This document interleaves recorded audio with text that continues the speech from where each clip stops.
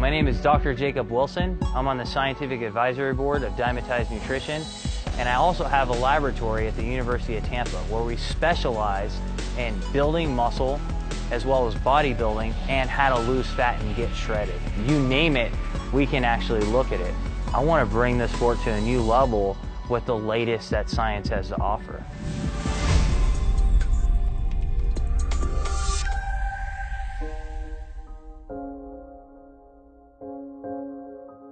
I think bodybuilders should focus on really nutrient-dense foods, foods that have a lot of vitamins, minerals that are high in fiber. These things are really good for not just bodybuilding, but they're good for health. Obviously, if you look at muscle, protein is going to be really critical. And that's been a lot of my research is protein and amino acids. And I think a lot of people, when they think about optimizing protein, the biggest question is like, oh, how much protein do I need a single day? But really, I think my philosophy is that they're going about it the wrong way. They got to focus on how much protein should I have at each individual meal, and then how frequently can I consume my meals. So basically what we would say is for an average 180-pound guy, probably around 30 grams of protein, 40 grams of protein is going to optimize that muscle building response. That will obviously go up when you have like a 250-pound guy. Now what we found though is in between meals, branched chain amino acids will actually keep protein synthesis spiked. So what I recommend is having something like 4-5 meals a day.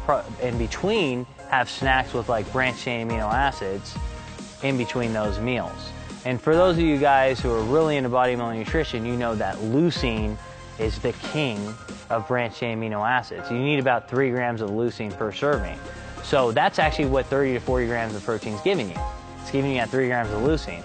Then you have branched chain amino acids in between meals, and that will maintain protein synthesis. So once you have your protein figured out, then you're talking about your energy. And that's going to come from obviously carbohydrates and your fats. And it's obviously going to depend on how hard that you're training. If someone's training 3 days a week, obviously they're not going to need as much energy.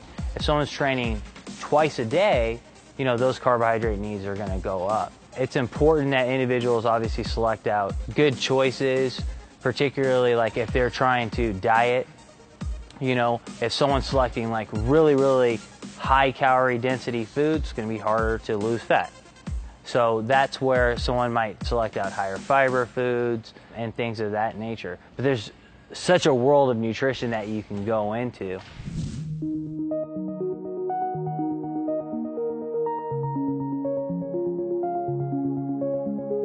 Dairy will have both protein, fats, and carbohydrates. And so it's how the dairy is prepared, how it's strained, how it's filtered, that will determine whether you're getting a lot of lactose, which is the high amount of carbohydrate in there, or a lot of fat, or just more of the protein. For example, with whey protein, you're filtering out that protein. Same thing with things like casein. So it's a very high quality source of protein that's mixed in with carbs and fats. And then how you prepare it will determine what you're getting out of it. For bodybuilders in general, when they're talking about dairy, they really want to get the protein out of it because we know it's the highest quality that you have. And that's where, again, things like whey. One thing I'll say about dairy is studies are showing more and more servings of dairy people have per day, the healthier they are, the leaner they are, the more muscle they have. So it's the perfect source of protein that we know of. And then all the animal-based sources for protein are going to be ideal. So if it's animal-derived, it's going to be ideal. So if it's not whey or egg-based, then you're talking about things like lean meats, like lean beef, lean steak is good. It'll make you grow. Lean chicken, turkey, things of that nature. Salmon is excellent. It's not just going to be excellent for muscle growth and the high quality in protein, but it's going to give you things like omega-3 fatty acids, which are also going to help you stay lean.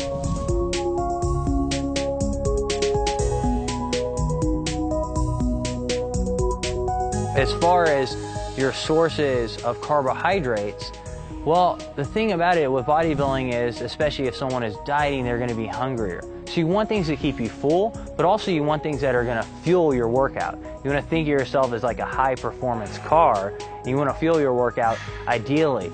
And that's going to be with more of the moderate to low glycemic carbohydrates, things like oatmeal, sweet potatoes. Dr. John Layman recommends basically that if you're looking at a carb, you're like, oh, which bread do I select? You know, which carb do I select?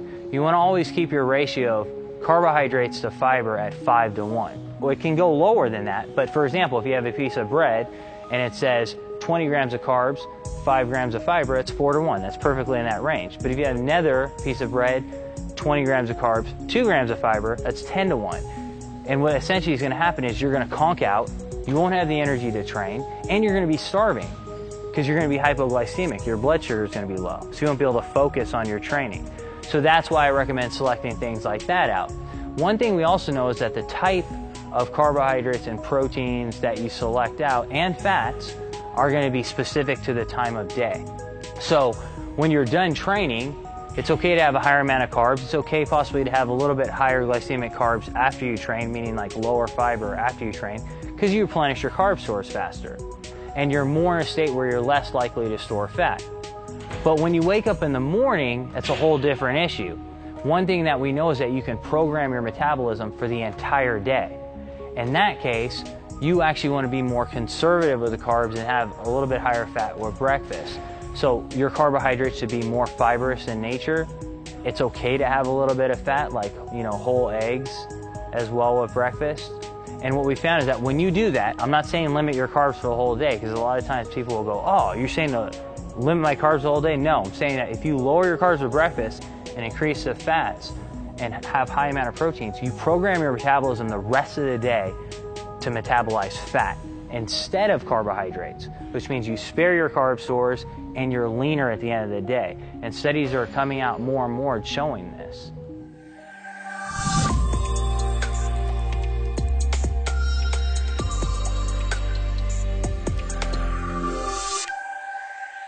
Sodium is obviously a really controversial topic, and bodybuilders are always worried like, oh my God, I don't want to hold water. Really, the only time that they're worried about holding water is going to be pre-contest, and it's always going to depend. If someone's doing CrossFit, for example, they're outside oftentimes with no air conditioning and they're sweating a lot. They might lose a liter of fluid. They might lose a couple pounds of fluid, and with that, they're going to lose sodium. One thing is this: if someone goes and drinks distilled water after they train, they'll actually end up peeing out most of what they drunk. Sodium holds on to that water. So it's okay to have things with electrolytes and with sodium. If you trained really hard and you sweated a ton, it's okay to put some salt on your food. You don't have to freak out, because if you have a little bit extra water, it doesn't mean that you're storing fat. But in reality, again, hydration is critical. Going back to the cell swelling theory, we think muscles grow because they swell. So if you're dehydrated, studies show that cells might actually get smaller. That's the opposite effect. So I think sodium is important along with your normal hydration needs. If you do eat something that's bad, you have to factor it into the entire day. Doesn't mean that's the end of your life. And a lot of bodybuilders are freaking out, oh my God, I do 5 hours of cardio the next day. Hey, it happened. Just get back on your diet, overall. But obviously, times like special occasions, it's Christmas, if it's your birthday, if it's a friend's wedding, yeah, it's okay to have a piece of cake, you know what I mean? Just go back on your program after that.